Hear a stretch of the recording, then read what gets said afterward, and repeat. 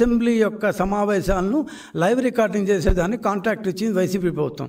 అట్లాంటి వైసీపీ ప్రభుత్వంలో కాంట్రాక్ట్లో ఉన్నవాడికి గ్రూప్ 1 ఉద్యోగాలను దిద్దడానికి కాంట్రాక్ట్ ఇచ్చారు. అసలు మీ ఆఫీసుల్లో చాలా రహస్యంగా కోడ్ నెంబర్లు ఇచ్చి, బార్కోడ్లు ఇచ్చి, రకరకాల దీంట్లో చాలా రహస్యంగా చేయాల్సిన కరెక్షన్ ప్రాసెస్ని ఎవరికో ఇచ్చేసి వాళ్ళందరికీ వాళ్ళ ఇళ్లలో వర్క్ ఫ్రమ్ హోమ్ అంట.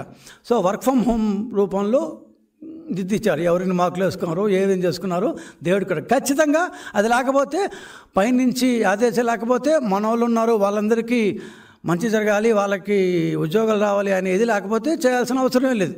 చేశాడు. సరే, అభ్యర్థులు కోర్టుకెళ్ళారు ఆటోమేటిక్గా. ఎందుకంటే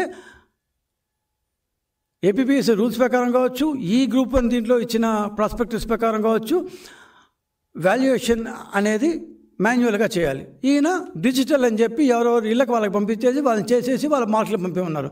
దాన్ని ఎవరు మానిటర్ చేశారు, ఎవరు మానిటర్ చేయలేదు. ఆ మధు అనే వ్యక్తి మానిటర్ చేసుకున్నారు. Who is Madhu? First of all, who is Madhu? Who is PS